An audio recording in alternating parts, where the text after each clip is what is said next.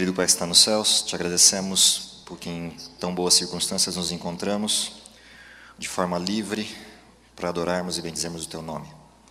Te agradecemos porque de alguma maneira Tu nos tocaste esta manhã para que estivéssemos aqui. E agora pedimos em especial que ilumine a nossa mente ao abrirmos Tua palavra para compreendê-la, mas acima de tudo nos dê poder para que possamos cumpri-la e abreviar a Tua vinda. É o que lhe pedimos por Jesus. Amém. Apocalipse capítulo 14, verso 6 em diante.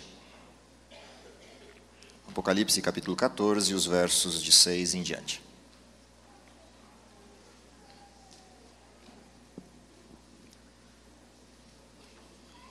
Na versão que eu tenho aqui, o texto diz assim: Vi outro anjo, voando pelo meio do céu, tendo um evangelho eterno, para proclamar aos que habitam sobre a terra e toda a nação, tribo, língua e povo, dizendo com grande voz: temei a Deus e dai-lhe glória, porque é chegada a hora do seu juízo. Adorai aquele que fez o céu, a terra, o mar e a fonte das águas. Um segundo anjo seguiu, dizendo: Caiu, caiu a grande Babilônia, que a todas as nações deu a beber do vinho da ira da sua prostituição. Seguiu-se a este um terceiro, dizendo com grande voz: Se alguém adorar a besta e a sua imagem, e receber o sinal na sua testa ou na sua mão, também o tal beberá do vinho da ira de Deus, preparado sem mistura, no cálice da sua ira, e será atormentado com fogo e enxofre diante dos santos anjos e diante do Cordeiro.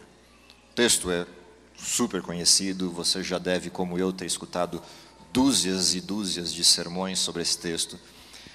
E de alguma maneira esse texto está ligado diretamente à essência do que somos.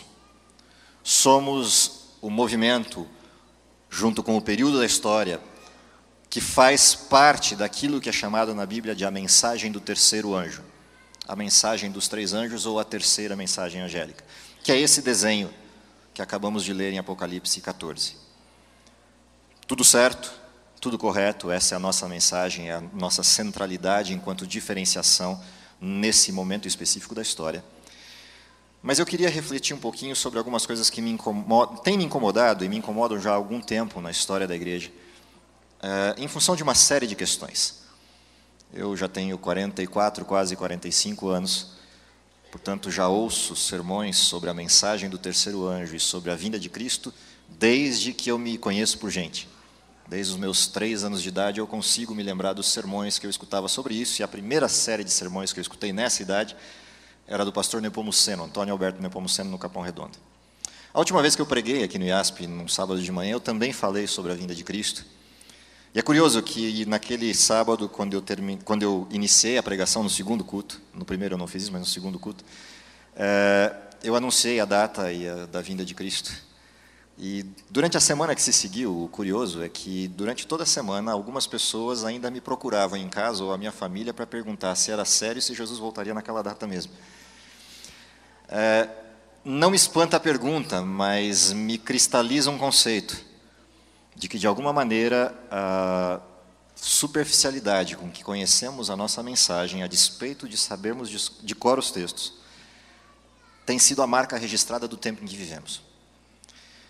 E é sobre isso que eu queria refletir um pouco nessa manhã, em função de 2 temas que têm feito coro neste ano, e a igreja resolveu, há 2 meses atrás, adotar nas séries de domingos à noite, esses 2 temas, nos 4 meses que se seguiriam, julho, agosto, setembro e outubro. Reavivamento e reforma. O que me incomodam nesses temas é que desde que eu me conheço na igreja, eu ouço falar desses 2 temas. Desde que eu me conheço. O problema é que eu sempre ouço esses 2 temas separados um do outro. Ora, a igreja entra em uma grande ênfase de reavivamento, e pregações que se seguem uma após outra sobre o reavivamento. Ora, eu vejo acabar o processo do reavivamento e surgir em outro tempo, em outro lugar, um grande movimento de pregações sobre reforma. E eu sonho, desde pequeno, a escutar esses 2 temas juntos, numa mesma abordagem, num mesmo movimento e num mesmo tempo, produzindo os efeitos colaterais dos 2 temas juntos. Porque se isso acontecesse, nós não estaríamos mais aqui. Por uma razão muito simples. Reavivamento, sem um movimento que transforme a vida, sem a reforma que se segue a um reavivamento, não passa de um movimento ufanista, um movimento mítico ou místico, de sentimentos e de sensações ligadas a uma série de coisas que podem estar caminhando junto com as manifestações de um reavivamento, mas que não apresenta a fonte desse reavivamento na vida prática dos que ouvem e se dizem aceitando o reavivamento. Por sua vez, a reforma sem o reavivamento é formalismo, fanatismo, dissolução da verdade numa prática perfeccionista de tentativa de alcançar o céu pelos méritos próprios. E, via de regra, quando eu escuto esses temas separados, eu me assusto, porque o resultado deles não é bom. De alguma maneira, o que a gente tem tentado nesses últimos 4 meses, nesses últimos 2 meses e os próximos 2 meses, é voltar à centralidade da mensagem adventista, da mensagem bíblica adventista, e resgatar a junção desses 2 temas, o movimento conjunto desses 2 temas, para que, de alguma maneira, nós sejamos provocados a tomar decisões pelos 2 temas, de uma vez por todas. O texto que eu acabei de ler, que é o texto das 3 mensagens angélicas, vem como marca de um tempo profético. O tempo profético, a passagem de uma grande profecia de Daniel, em que durante 1260 anos a verdade cristã, a verdade bíblica, foi adulterada de N maneiras diferentes. 1798, fim dos 1260 anos da profecia de Daniel 7, marca a transição para aquilo que a Bíblia chama de tempo do fim, o tempo em que vivemos, o último tempo da história humana. Um pouquinho de tempo para frente, como em todas as vezes em que Deus suscitou algum movimento que marcaria uma época de transformação ou expectativa do cumprimento de uma promessa de Deus, Deus sempre mandou em Israel, ou em todos os tempos, alguém com o dom de resgatar o alinhamento dessas mensagens e servir ao povo na qualidade de profeta. Não foi diferente no tempo do fim. Alguns anos mais tarde, após a virada do tempo de 1798, Deus suscita um movimento que teria como missão, como apresentação de missão, a última mensagem de Deus para o tempo mundial. E, de novo, Deus brinda o mundo com profecia outra vez. Esse alinhamento de tempo e de profecia, esse desenho que marca o registro do nosso tempo de existência, vem se passando ano após ano, e nesse ano, em maio, nós completamos 150 anos de movimento adventista. 150 anos completos, fechadinhos, desse movimento formal adventista. O movimento informal adventista vem um pouco antes. Vem em 1842 para 43, na pregação de um movimento milerita, revitalizando as profecias de Daniel e chamando o mundo para olhar para a perspectiva da vinda de Cristo. Desse movimento há uma série de decorrências, e em 1863, maio de 1863, surge o movimento adventista do 7º dia. Na comemoração desse ano, do movimento adventista do 7º dia, a reunião para essa comemoração, de forma oficial na igreja, aconteceu na cidade de Battle Creek, marca do início do movimento adventista. Reuniram-se pastores, liderança da igreja, e o pastor Ted Wilson liderou as comemorações ali. E o objetivo era resgatar, durante aqueles dias de comemoração, toda a história do movimento adventista e as bases da fé adventista, como forma de recordar aonde destoamos e aonde mantivemos o tom da pregação. E essa foi a essência do que aconteceu durante aqueles dias de comemoração. Eu vou resgatar um pedaço daquilo, que você já leu, você já viu, já cruzou por internet, até já foi falado aqui na igreja, mas eu vou resgatar um pedaço disso, que é um pedacinho do sermão do pastor Ted Wilson naquela comemoração, e como ele abre a comemoração dos 150 anos do movimento adventista. 6 ou 7 textos tirados desse sermão para a gente começar a reflexão de hoje. A comemoração foi essa, na igrejinha sede lá de Battle Creek, onde tudo começou enquanto movimento.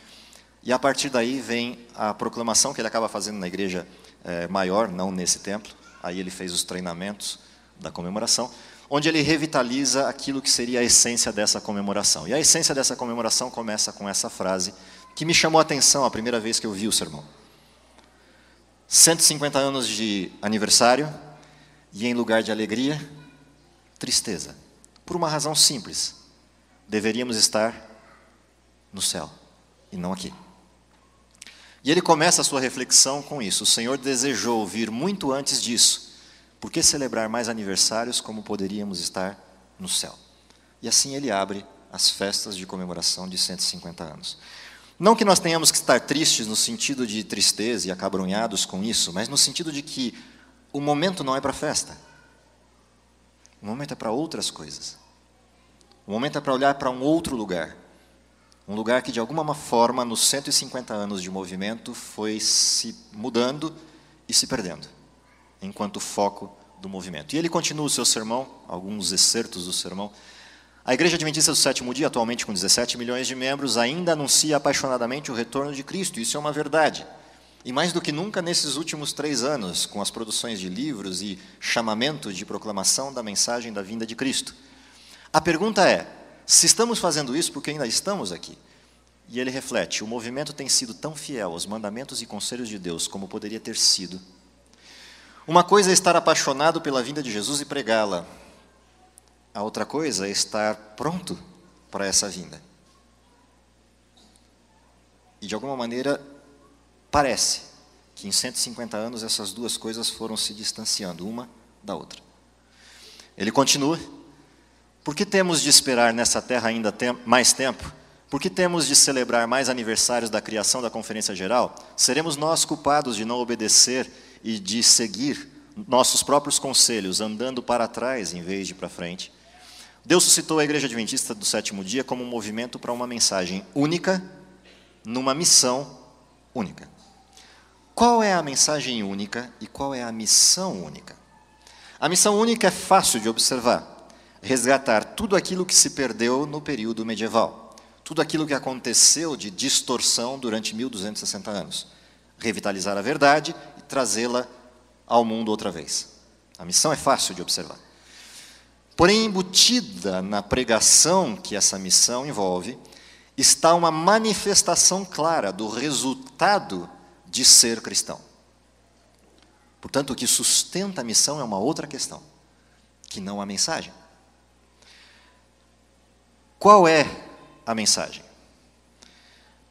Usualmente, quando nós olhamos aquilo que tem acontecido nos últimos tempos, nos últimos 150 anos, parece que a mensagem foi migrando de uma perspectiva completa do adventismo para uma perspectiva exclusiva da mensagem do terceiro anjo e da perspectiva da vinda de Cristo. O que não tem nenhum erro enquanto mensagem, a mensagem está correta. Mas a transição para essa como uma mensagem única e como único foco é que, de alguma maneira, perdeu o tom. Porque se a gente lembrar, e eu tinha escolhido, eu falei no primeiro culto, o título que eu tinha escolhido para o sermão, quando a Edith me ligou, e depois eu acabei não retornando para ela, porque eu tinha dúvida se eu poria ou não esse título no sermão. Era o cristão com 2 braços esquerdos. Esse era o título que eu tinha posto para o sermão. Um cristão, um homem, com 2 braços esquerdos. E a ideia era imaginar a figura disso. Grotesca disso. A mensagem do terceiro anjo, pautada na nossa referência de mensagem central, é, na realidade, uma parte da mensagem adventista. Porque a mensagem principal do movimento, ela surge daquilo que é o cabeça da igreja, Cristo. Sua mensagem de justiça, pela fé, que é a transição do movimento em 1888, essa centralidade que resgata o amor cristão e a convivência cristã, teria 2 braços. Um desses braços caminhando na mensagem de conhecimento e ciência adventista, e a outra que de alguma maneira se esqueceu no tempo. E ambas foram dadas no mesmo ano. A mensagem do terceiro anjo e toda a visão do movimento adventista é dada no mesmo período, que é dada a mensagem do braço direito da fé adventista. E o pastor Ted Wilson resgata isso no seu sermão, dizendo o seguinte: o aniversário era importante não enquanto momento de celebração, mas como um desafio para os adventistas atuais, em que Jesus voltará em breve, todos os sinais apontam para o clímax da história, e é hora de proclamar as 3 mensagens angélicas com o poder do Espírito Santo. Tudo certo, tudo correto, mas há um problema. O problema é, precisamos penetrar cidades que estão se tornando quase impenetráveis pela estrutura de secularização e pós-modernismo que se amplia.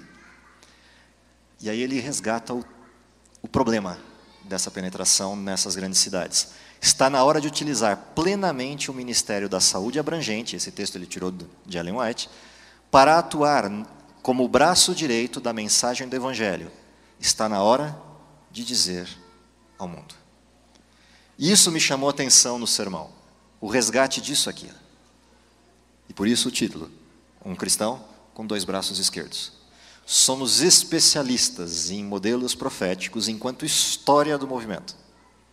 Embora já não sejamos especialistas enquanto indivíduos, porque senão não estariam perguntando ou não estariam proliferando uma proclamação do dia e hora da vinda de Jesus que eu fiz durante uma semana que se seguiu. Portanto, temos a história do movimento profético, temos a mensagem completa profética bíblica, mas deixamos de ser um povo que conhece essa mensagem. Temos 2 braços esquerdos na proclamação. Proclamamos que Cristo em breve vai voltar, proclamamos as profecias disso. Mas, de alguma maneira, se o mundo fosse procurar quem espera Cristo voltar, está faltando alguma coisa. E essa é a razão por que ainda estamos aqui. Somos chamados a reavivamentos, mas não nos transformamos enquanto vida. Na carona dessa abordagem, ele faz a seguinte sugestão. Essa mensagem, pegando a sequência do texto, não vai passar para outro grupo ou igreja. O braço direito não será cumprido por outro, só por esse. Também o braço esquerdo não passará a outro movimento ou igreja, só para este. É o último tempo da história e não haverá outro movimento para suscitar a proclamação do Evangelho. Esse é o último tempo. Se este movimento não o fizer, as pedras o farão, de uma ou de outra forma. Mas esse é o tempo.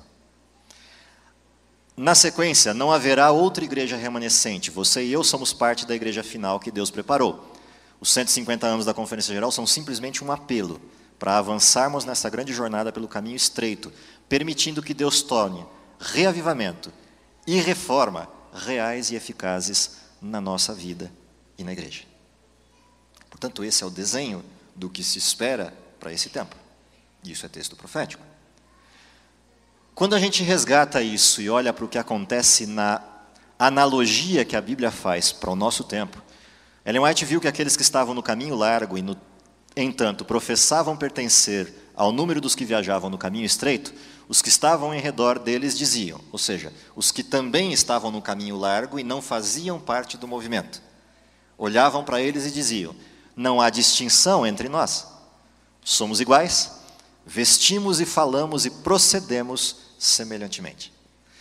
Portanto, a essência do modelo da última fase da história, assim como foi para Israel, é a distinção de um povo que seja diferente na fé, seja diferente na doutrina e seja diferente na vida.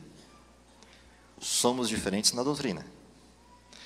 Talvez diferentes na fé, mas de alguma maneira não somos distintos na prática. E isso caracteriza Laodiceia, o tempo nosso. Ele continua e diz, estamos preparando um povo para a vinda de Jesus, assim como fez João Batista. Isaías 40 e Malaquias 4 têm profecias específicas sobre essa missão. Portanto, João Batista é um modelo profético da igreja adventista. Observe que como é grande a ênfase dada ao estilo de vida, especialmente em relação à comida, bebida e vestimenta, quando o texto aborda a missão de João Batista. João Batista veio para um tempo específico, a plenitude dos tempos, o último tempo da história antes da vinda de Jesus. E ele proclama, Jesus em breve virá. O que atesta a fidelidade da pregação de João Batista ao aparar as arestas, reparar as brechas do caminho, o que atesta a validade do que João Batista pregava era a transformação produzida na vida daquele nazireu. Na forma de se vestir, na forma de conduzir seu processo de vida física e na forma de conduzir seu processo de renovação espiritual. A prática de João Batista atestava o seu diferencial, de que a mensagem era verdadeira. Se nós somos o João Batista modernos, pela pena inspirada, a mensagem é a mesma e o tempo é o mesmo. Estamos na plenitude dos tempos, na porta da entrada da vida de Cristo. Portanto, a mensagem é a mesma e a manifestação é a mesma. Temos a mensagem, porém carecemos da prática. Isso mostra que o estilo de vida específico e ordenado por Deus é um aspecto importante no cumprimento da missão profética de quem prepara o caminho para a vinda do Senhor. Aparar as arestas, fechar as brechas. Esse é o desenho da história do povo de Deus para o último tempo. O último movimento, a última proclamação. Portanto, a nossa descrição de diferenciais de mensagem está aqui. Mensagens angélicas, doutrina do santuário, revitalização da responsabilidade do crente, daquele que aceitou a graça e o perdão de Cristo, de viver a exemplo desse Cristo, portanto, o resgate da lei de Deus e sua vontade, e, consequentemente, do sábado como centralidade da adoração a Deus, que é o que está no texto que acabamos de ler de Apocalipse. Temei a Deus e dai-lhe glória, porque vinda a hora do seu juízo. Por quê? Tem um Deus atrás de tudo que fez todas as coisas, e, portanto, eu devo adorá-lo naquilo que ele implementou. O memorial da criação, como orava o pastor Gilson, ou como apresentou no início do sermão de hoje. O memorial da criação, o sábado. A rendição completa a Deus. Temos a mensagem da vinda de Cristo e proclamamos a mensagem do derramamento do Espírito Santo e oramos por isso. Porém, nos falta uma perna aqui, que na realidade é descrito como o braço direito da mensagem, e eu diria, sem medo de errar, que nos falta isso aqui, enquanto prática, e que nos falta isso aqui enquanto conhecimento estrutural. Nossa mensagem, de alguma maneira, ficou capenga. O bonequinho bonitinho do corpo de Cristo tem cabeça, tem braços para um lado, mas é amorfo do outro. E isso é um problema seríssimo ao movimento cristão, ao movimento adventista. Quais são as consequências disso? E para onde isso nos leva enquanto desenho? Eu resgatei uma palestra de um professor meu, que era o professor Alberto Ronaldin. Foi diretor do Centro White aqui no Brasil, depois diretor do SALT, reitor do SALT na divisão, e hoje é o diretor do Centro White, do White State, para o mundo inteiro, lá em Washington. Ele fez uma vez uma palestra sobre os elementos que compunham, ou que verificavam, ou que validavam o reavivamento e a reforma verdadeiros. E ele listou os pontos de verificação para eu saber o que é reavivamento de fato e o que é reforma de fato. Eu queria resgatar isso. O verdadeiro reavivamento espiritual leva o pecador, em primeiro lugar, a um reconhecimento da malignidade do pecado. Ou seja, pecado é pecado de verdade e não tem conversa. Mal é mal mesmo, não é mais ou menos mal. O primeiro reconhecimento de um reavivamento verdadeiro se dá pelo reconhecimento pessoal de que eu sou pecador e de quais são esses pecados. Nominalmente, pontualmente, um a um. Porque o verdadeiro reavivamento me leva ao arrependimento completo e a um desejo profundo de mudança de estado. Por perceber o que Cristo fez por mim no seu maravilhoso amor. Morreu por mim quando eu ainda era pecador e nem sabia que ele existia. Portanto, o verdadeiro reavivamento resgata isso, que é aquele calor natural de um processo de descoberta do amor de Cristo, justificação pela fé. Mas não para aí. O próximo passo de um reavivamento é que esse sujeito, revitalizado por Deus e percebendo a sua pecaminosidade e reconhecendo o amor maravilhoso de Deus em perdoar, ele passa a ter sede de Deus. Busca Deus continuamente. Porque a hora que ele vê tamanho amor e tamanha distância, ele fala, não dá para ficar longe.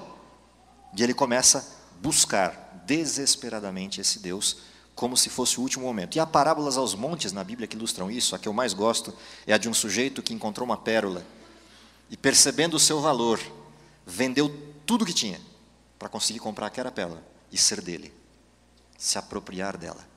Esse é o sujeito do reavivamento, sede de Deus. Na carona desse momento, sede de Deus, vem a comunhão, que é o desejo de conviver com Deus. chegar tão perto dele a ponto de eu saber exatamente quais são os aspectos de assemelhamento que eu tenho que resgatar para me restaurar no processo da santificação à imagem desse Criador. Portanto, o resultante da sede de Deus é comunhão. O último aspecto que se manifesta na vida do cristão, a partir desse desenho de reavivamento, é que ele, a partir desse modelo, abandona o desejo de supremacia. Portanto, ele passa a conviver não só com Cristo, mas com seus irmãos, até que todos se tornem um. Se nós olharmos a essência do reavivamento que precedeu o derramamento do Espírito Santo, durante aqueles dias no cenáculo, o que aconteceu foi uma coisa muito simples e que estava na lição de escola sabatina que estudamos há pouco. Todos resolveram as suas contas, até que todos se tornaram um. Quando se tornaram um e não havia mais nada que os separasse, um vento bateu, um barulho surgiu e o Espírito Santo foi derramado em profusão e o Evangelho se expandiu de forma abrupta, direta, por todo o mundo da época. Ásia Menor, Europa, Norte da África, tudo o que existia de possibilidades de atingir naquele contexto, o Evangelho chegou lá. Mas o problema é que reavivamento é só um pedaço dessa história. O segundo pedaço dessa história é a reforma, porque um reavivamento que não produz reforma é futilidade. E uma reforma sem o reavivamento é fanatismo.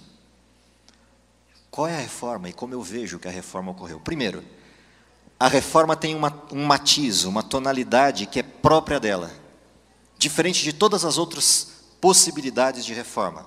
A reforma existe única e exclusivamente como movimento primário para o aumento da sensibilidade espiritual. Portanto, por que eu preciso de uma reforma? Para ter saúde, para ficar melhorzinho, para ter gente que me compare e ache melhor que o outro? Não, a reforma tem outro sentido. A reforma é aquilo que tira os atrapalhos, os estorvos da minha comunicação com Deus. E, portanto, a primeira coisa importante do modelo de reforma é que eu só faço reforma porque eu começo a perceber que tem coisas que estão dificultando o meu acesso a Deus. E eu preciso aprender tantas coisas dele, e tem tanta coisa interessante para absorver dele, que qualquer coisa que atrapalhe o caminho, eu quero tirar da frente. Portanto, a motivação da reforma é essa. Na carona disso, uma mudança de ênfase dos gostos pessoais para os princípios divinos. E isso está aliado ao segundo elemento que está aqui, que é a redefinição do estilo de vida. E isso tem uma preocupação com o texto que eu pedi para ler no início, que é o texto de 1 João, capítulo 2, os versos 12 a 16. Eu gosto muito desse texto, até por conta de trabalhar com os jovens mais de perto, porque esse texto tem uma ênfase muito especial para um grupo especial da igreja, os jovens. Eu vos escolhi jovens porque vocês são fortes. Eu vos escolhi jovens porque vocês venceram o maligno, a despeito de todas as disponibilidades do maligno, todas as tentações e todas as apresentações distintas que ele faz. Mas tem um problema aqui. Qual é o problema desses dois elementos? Não é incomum, aliás, é bastante comum, para quem lida com jovens principalmente, você receber perguntas, uma atrás da outra. Ontem lá no Koinonia, em São Paulo, lá na Vila Olímpia, com o pessoal do Koinonia, assim, das várias perguntas que vieram, pelo menos mais da metade delas tinham a ver com essa perspectiva. As perguntas não nos vêm no sentido de o que Deus quer que eu faça. As perguntas vêm, o que eu posso ou não posso fazer? É certo ou não é certo fazer isso? Pode fazer aquilo em tal lugar ou em tal hora ou não pode? As perguntas vêm dessa maneira, e não são só dos jovens, vêm de todos, mas principalmente dos jovens. E o que me preocupa olhando isso, e principalmente quando a gente olha esse desenho aqui, essas perguntas são perguntas de regime de exceção. Ou seja, eu olho Deus, eu até entendo que Ele existe, eu estou doido para que Ele volte, no sentido da perspectiva do que é a nova terra, etc. Mas quando eu olho para o momento atual e para a vida atual, de alguma maneira eu quero achar uma brecha, uma exceção. Será que tem um escape para eu não viver o tempo inteiro debaixo de Deus e que Ele não fique bravo comigo? Será que eu posso fazer determinadas coisas e Ele não vai ficar bravo comigo? Então as perguntas não vêm no sentido do profeta Samuel, eis-me aqui, o que o Senhor quer que eu faça? Não, as perguntas vêm de outra forma. Ok, eu sei o que o senhor quer, mas pode fazer isso? Isso me mostra claramente que parte do processo do reavivamento ainda está por ocorrer e a essência do que é a reforma nem sequer tateou o processo. Porque ainda a gente vive sob o regime de exceção e não sobre o regime da disposição. Deus, eu não quero mais nada com esse mundo. O que o senhor quer que eu faça? Enquanto essa inversão não ocorrer, infelizmente, continuaremos a comemorar aniversários aqui. Porque não tem outro jeito do Espírito Santo ser derramado, a não ser que essas coisas ocorram. Eu posso orar e jejuar e pedir que o Espírito Santo seja derramado quanto eu quiser. Enquanto a transformação do senhorio desse Espírito não acontecer na minha vida, ele não pode dar poder. Porque poder na mão de quem não compreende a verdade de maneira completa é tirania. E essa é a razão por que Deus não pode dar poder. Porque se desse poder para alguém que não compreende a verdade e não a vive, você transformaria o poder em tirania, em exaltação pessoal. E esse é o problema. O pastor Tim termina pontuando duas questões mais. Um compromisso, então a reforma implica em um compromisso com a pregação do evangelho eterno, bem como a transição do modelo competitivo para um modelo cooperativo. E aí eu vejo a Miriam aqui, eu lembro de RH. O sonho de consumo de qualquer profissional da área de RH qual é?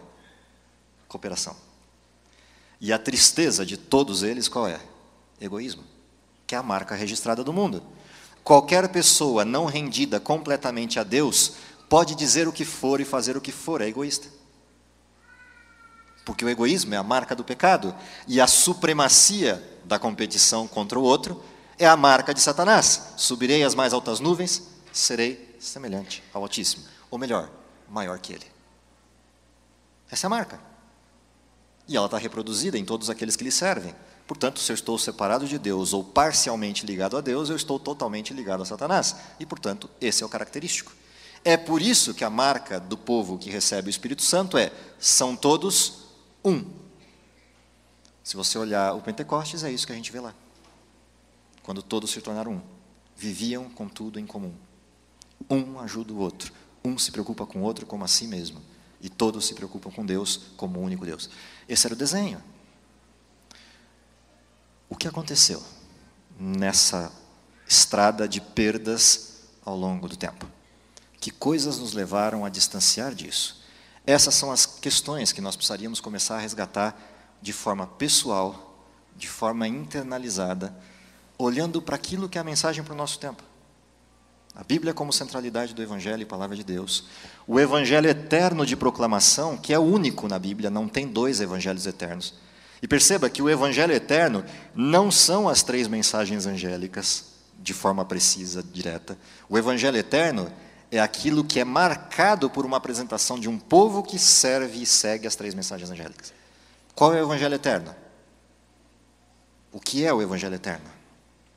O Evangelho eterno é uma pessoa, Cristo. E a manifestação desse Evangelho está no sermão da vinda de Jesus. E eu já preguei sobre isso num domingo aí para trás. O centro da mensagem do Evangelho está no capítulo 24 de Mateus, versos 12, 13 e 14.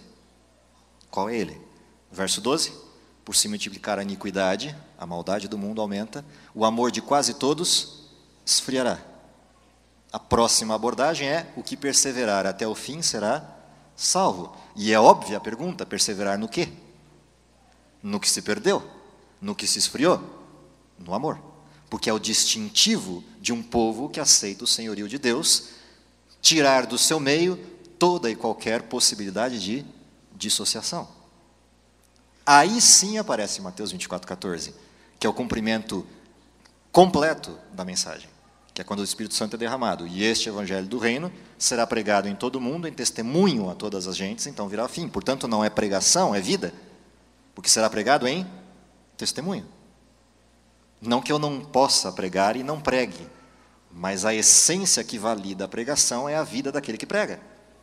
É a tentativa de moldar-se ao caráter de Cristo daquele que prega, seja ele oficial ou leigo, se é que existe essa distinção. Esse é o desenho, essa é a história, esse é o movimento. Qual é a tentativa desses 4 meses? E aí é o convite, de fato. Quando o pessoal da Escola Sabatina intentou fazer isso por causa da lição desse trimestre, a única razão por trás disso era, de alguma maneira, nós não aguentamos mais ficar aqui. Está na hora de ir embora.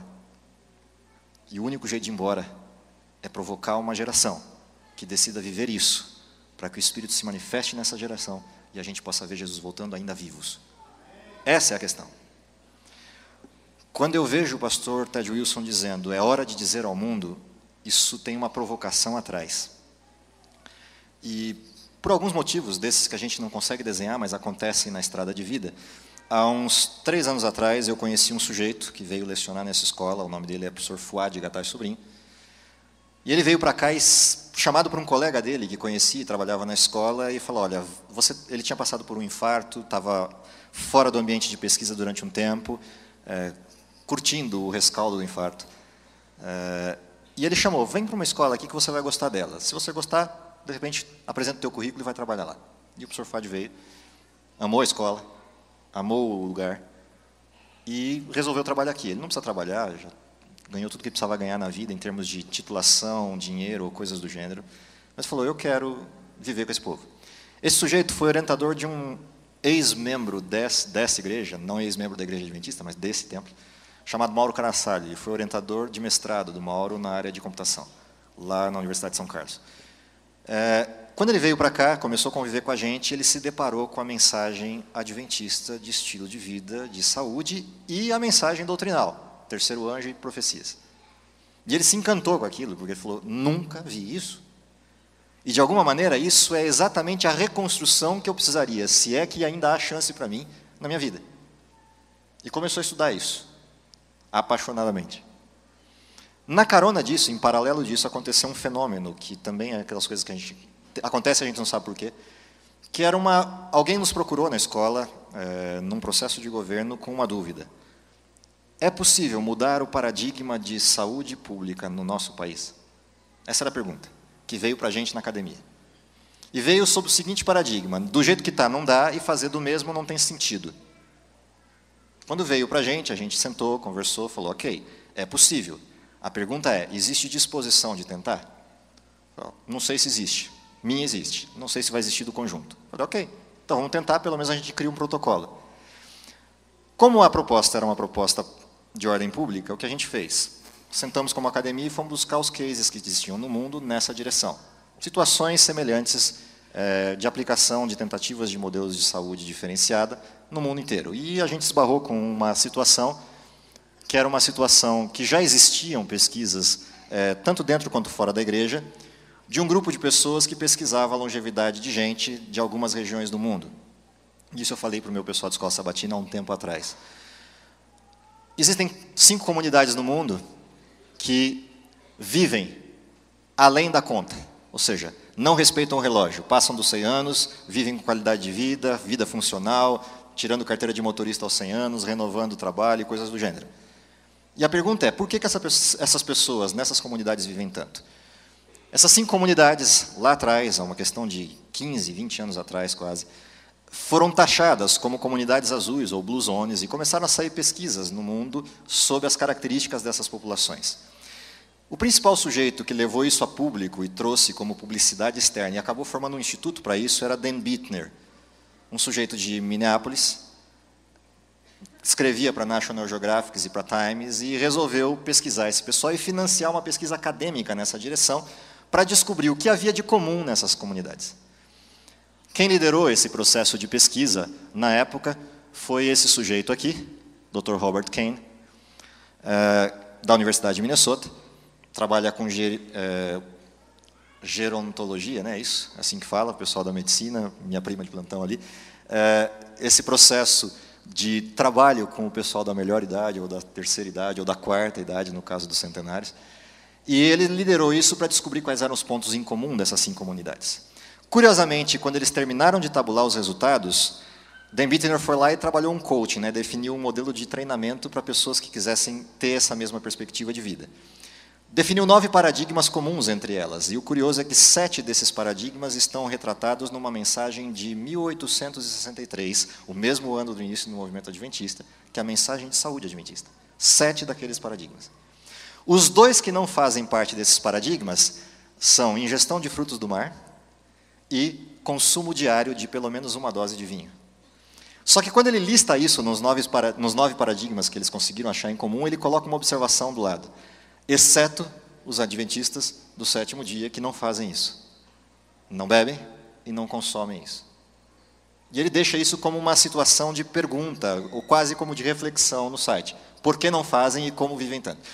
Quando ele termina a abordagem do site, ele fecha dizendo o seguinte: os adventistas do 7º dia estão conseguindo algo que nenhuma das outras 4 comunidades estão conseguindo. Primeiro, essas comunidades têm efeito cultural de transição de vida. Portanto, vivem bastante porque culturalmente estão isoladas e essa cultura gera uma prática que gera longevidade. Porém, as novas gerações já não vivem essa cultura porque foram ocidentalizadas e, portanto, são consumistas, pós-modernos e tendem a não viver mais tanto quanto viviam os seus pais. Exceto, de novo, Loma Linda. E Loma Linda é o foco adventista. É uma cidade semelhante ao que era o IASP há 35 anos atrás, onde você esbarrava em adventista por todos os lados que andava em Hortolândia. Lá é assim. E a comunidade vive em função da estrutura da Universidade de Loma Linda. Portanto, é orquestrado o movimento. E a grande pergunta que fica no final da abordagem é: como eles conseguem? Essa é a pergunta que estava na estrutura.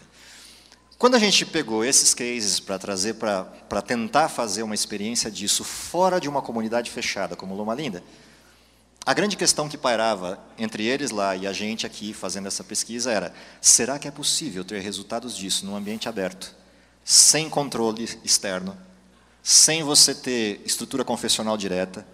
Será que é possível medir e verificar resultados? E o interessante é que a gente aplicou isso, fizemos um piloto até quase embrionário do processo, para verificar quais seriam os resultados e se era possível, de fato, migrar de uma posição para outra. E aí fomos acompanhando como modelo acadêmico e trocando figurinhas com o pessoal de lá sobre isso. O resultado dessa aplicação, e aqui está o pessoal da área da Blue Zones, que é o Dan Bittner aqui e o irmão dele, que são os que hoje lideram esse modelo de pesquisa no mundo e o coaching disso no mundo. Aqui está o que eles referenciaram na página. Como os adventistas demonstraram, a expectativa média de vida pode aumentar em 10 ou 12 anos adotando o estilo de vida Blue Zones. Ou seja, você pode resgatar, inclusive, aquilo que a genética não te beneficiou. E isso é uma incógnita. Como é que isso acontece? Qual foi o resultado na época disso aqui? A primeira medição que a gente fez foi de idade biológica versus idade cronológica, que era a primeira medição que a Universidade de Minnesota fazia através da aplicação. O resultado direto de 6 meses de aplicação do modelo foi uma economia entre idade biológica e idade cronológica de 1 ano. 1,8% na média das 50 famílias que participaram do projeto. A segunda coisa que eles buscavam medir era a expectativa de vida direta. Quanto que eu tenho de expectativa de vida total? E o acréscimo, depois de uma aplicação de 6 meses de mudanças de estilo de vida, foi de 4 anos. Numa população comum. E complicações graves, que é o tempo de vida saudável ou o risco de complicações graves na vida, um ganho de 4,4%, quase 5 anos. Esses foram 3 resultados diretos desse momento de aplicação, que era um piloto para verificar se isso era possível de fazer. Se não era sonho de consumo e só era possível dentro de uma igreja. O curioso é que, como a gente fez a pesquisa em parceria, e quem estava ancorando todo o contato entre as duas pesquisas era o professor Fouad. O professor Fouad ele é vice-presidente mundial de uma sociedade de cientistas chamada Society for Design and Process Science, que é uma sociedade que reúne as maiores mentes do mundo em todas as áreas do conhecimento que você imaginar e mais de 60 nobres dentro do protocolo dessa sociedade. Portanto, é a nata dos cientistas do mundo.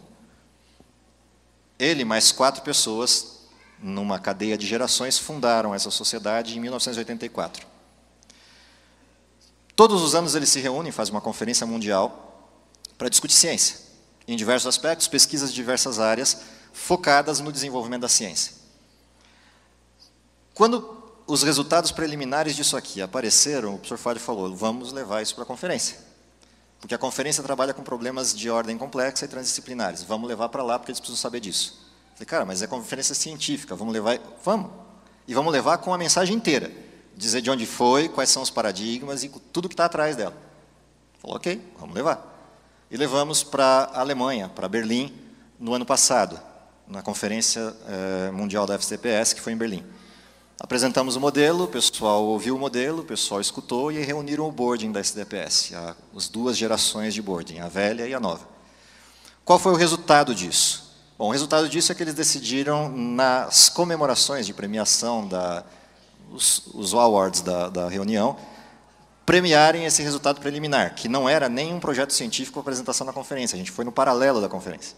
E eles resolveram entregar um awards para cá, e a gente tinha convidado na época para ir representando, aqui estão os sujeitos do boarding, que fez parte disso, e a gente convidou a pessoa que foi quem trouxe a pergunta para a gente, que na época era o Dr. Zanardi, que trouxe o problema para a gente e falou, vocês precisam dizer para a gente o que a gente vai fazer, porque do jeito que está não dá. Ok, a gente levou lá para apresentar o modelo, e ele que apresentou o modelo, eles fizeram o awards para cá, parabenizando o município de Hortolândia por apresentar uma possibilidade de solução para um problema que é público. Essa era a questão em voga. Só que na carona disso, esse pessoal aqui, que é o boarding, mais os outros membros do boarding, se reuniu, e a gente não sabia disso, e falou, nós precisamos mudar a perspectiva de ciência. E aquilo que a gente está fazendo de ciência hoje, que está voltada para a academia, tem que se voltar para as necessidades humanas, e o paradigma é esse que eles estão apresentando. Aí eles voltaram para a gente e falaram, vocês estão dispostos a ancorar isso? Eu falei, ok, mas ancorar o quê? Bom, deixa eu contar um pouco da história desses sujeitos. Esse garotinho que está aqui, chama Vitor Ramamurti. Shitor Vitor Ramamurti. É um indiano. 95 anos na carteira de identidade. Aproximadamente 102 anos de idade real. Aqueles problemas de registro na Índia. Esse é o sujeitinho aqui. É um sujeito que vive os princípios adventistas de vida, apesar de indiano. Ele não conhece os princípios, mas vive. Desde que se conhece por gente. E no bolso dele, se você abrir o terninho antigo dele, você vai encontrar ali no bolso dele o Evangelho de João, que é o centro da atenção dele como mensagem de vida. Shitor Ramamurti, um indiano. Esse sujeito do lado dele aqui é o aluno dele, o primeiro aluno dele de ponta de doutoramento.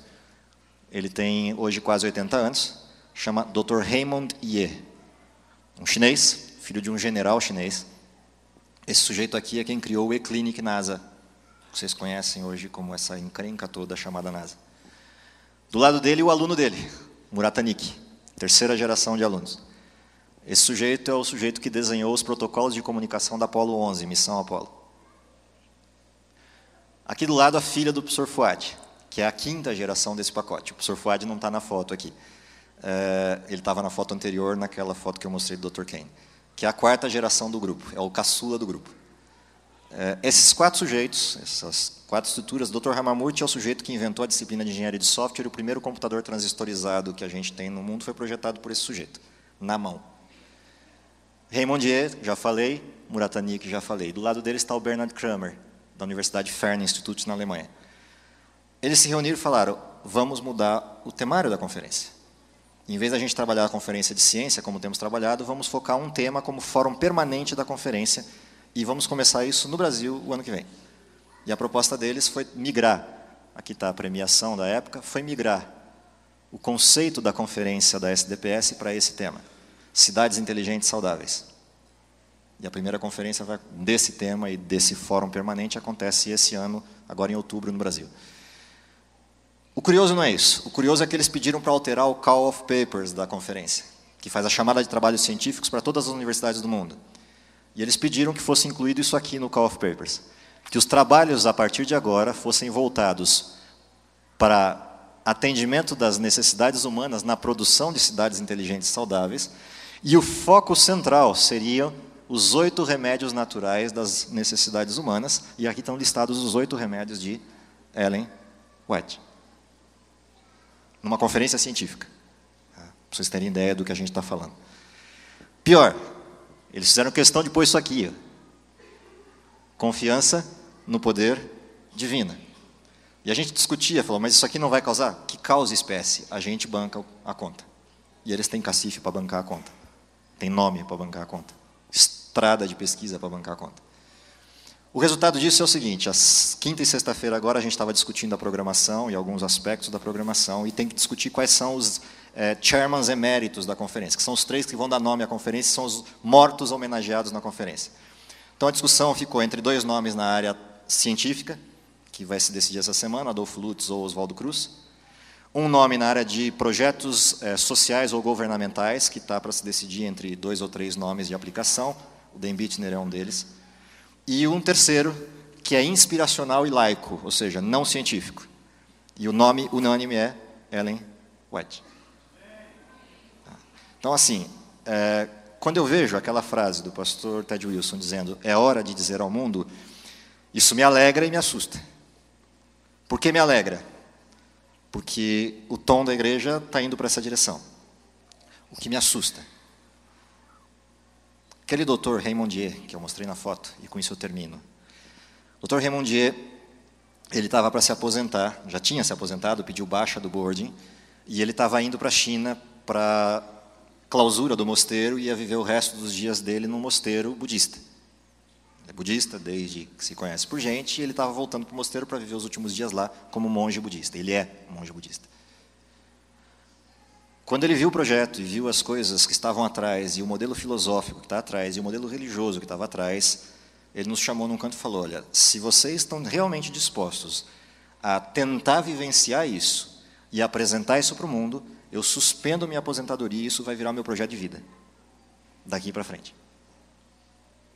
Só para pegar um pedaço dessa história. Ramamurti, idem. 95 anos ele falou, o que vocês precisarem de tudo que eu tenho de estrutura relacional para começar a alinhar isso, está à disposição se vocês estiverem dispostos a fazer. O que me assusta? Me assusta que o mundo vai perguntar, ok, me mostra quem está vivendo isso. E eu só tenho uma comunidade para mostrar, Loma Linda. Entendem o que significa a mensagem de saúde? É o braço direito de penetração do Evangelho. Essa não é a mensagem de pregação do Evangelho. Ela é a mensagem de vida que sustenta a pregação. Ou seja, não é para eu vir aqui à frente pregar sobre saúde. Embora isso não seja pecado, e eu possa até instrucionar com todos os que têm competência, Enos, Miriam, todo mundo que é da área. A questão não é essa. A questão é, vamos viver isso ou não? Para mostrar ao mundo que aquilo que a gente prega tem validade. Por isso é braço direito. O braço esquerdo é a mensagem, que é a pregação. Cristo está voltando. E o central, que é a cabeça, que é Cristo, é o amor vivido entre os crentes, que manifesta que fomos transformados. A pergunta é, vamos viver isso ou não? Isso é o que me assusta. Isso é o que me incomoda. Isso é o que, de alguma forma, está incomodando algumas pessoas. Todos temos problemas. Eu perdi 30 anos da minha vida desperdiçados com essas questões.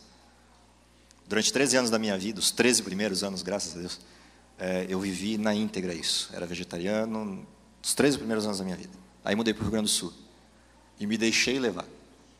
E durante os últimos 30 anos, eu, embora não seja um sujeito que comesse, quem me conhece sabe que eu comia carne esporadicamente, e não é por causa de ser pecado ou não de comer carne, não é isso.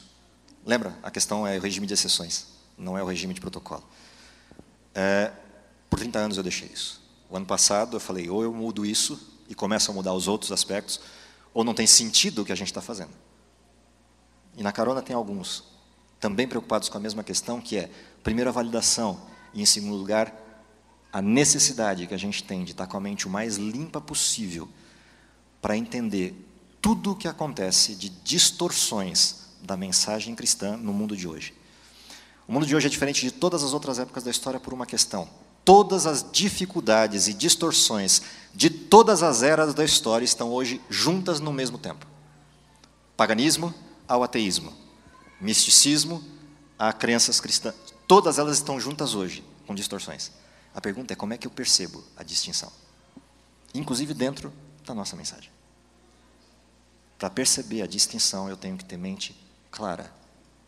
E mente está no corpo. Portanto, se o corpo não vai bem, a mente vai pior. Saúde mental, saúde física e saúde espiritual estão na âncora da reforma. Para esse motivo, para esse tempo, para manifestar-nos como essa missão. Portanto, o que eu termino como uma inquietação que eu partilho minha e de vocês. Minha para a minha vida, de vocês para de vocês. É que resposta é essa que a gente vai dar para o mundo, que está falando para a gente assim: vocês vão mostrar sua cara ou não? Vocês vão dizer para o mundo que vocês têm está guardado ou vão ficar quietinhos aí como quem não tivesse nada a ver com isso? A pergunta é: que resposta eu vou dar? Que resposta você vai dar? Eu não sei quanto a você, mas eu já cansei desse mundo. Não sei vocês. Só tem um jeito de sair daqui. Ou a gente muda, ou Deus muda o mundo. Mas Ele vai resolver a conta.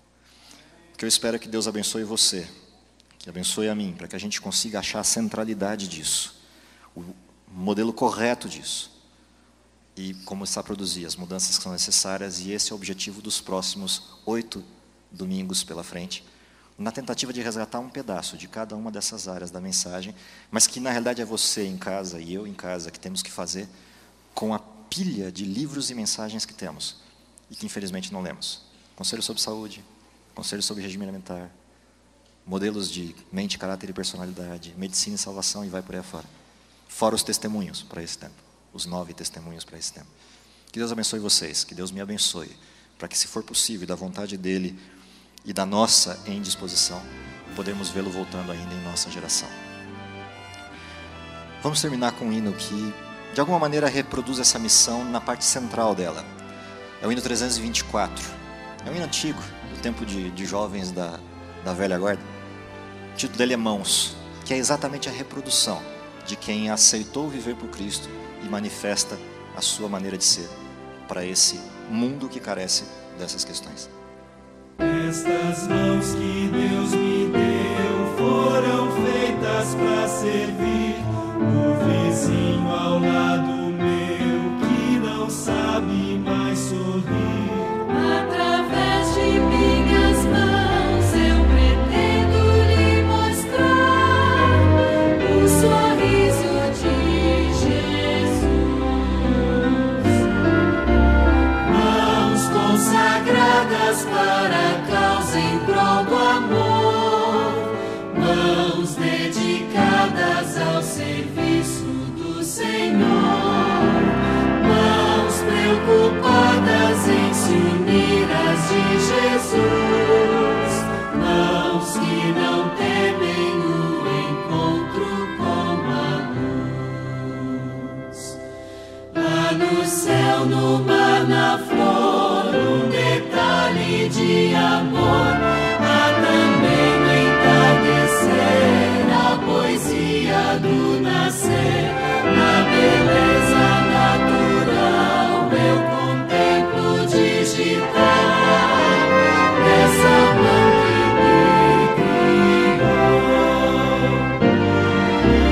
Mãos consagradas para a causa em prol do amor, Mãos dedicadas ao serviço do Senhor, mãos preocupadas em se unir às de Jesus, mãos que não temem o encontro com a luz. Minha mão com a de Jesus vai se unir no ideal de mostrar que a sua cruz é um fato bem real.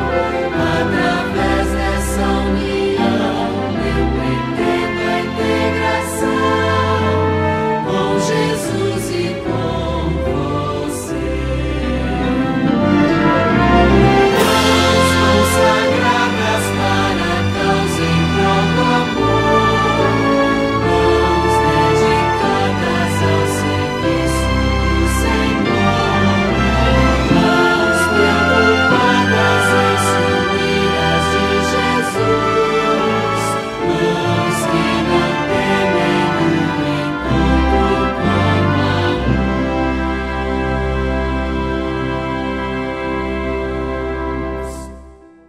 Querido Pai que está nos céus, te agradecemos pelo privilégio de viver no tempo em que vivemos.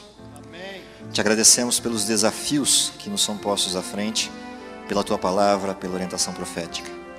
Mas te suplicamos poder que venha do alto, que nos capacite à transformação e à renovação de nossa fé, à renovação de nosso caráter, e a renovação de nossa vida à semelhança e imagem do Teu Cristo.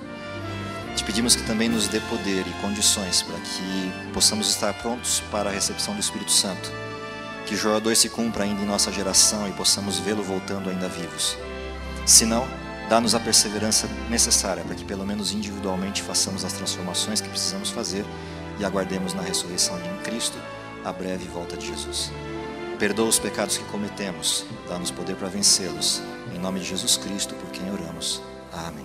Estas mãos que Deus me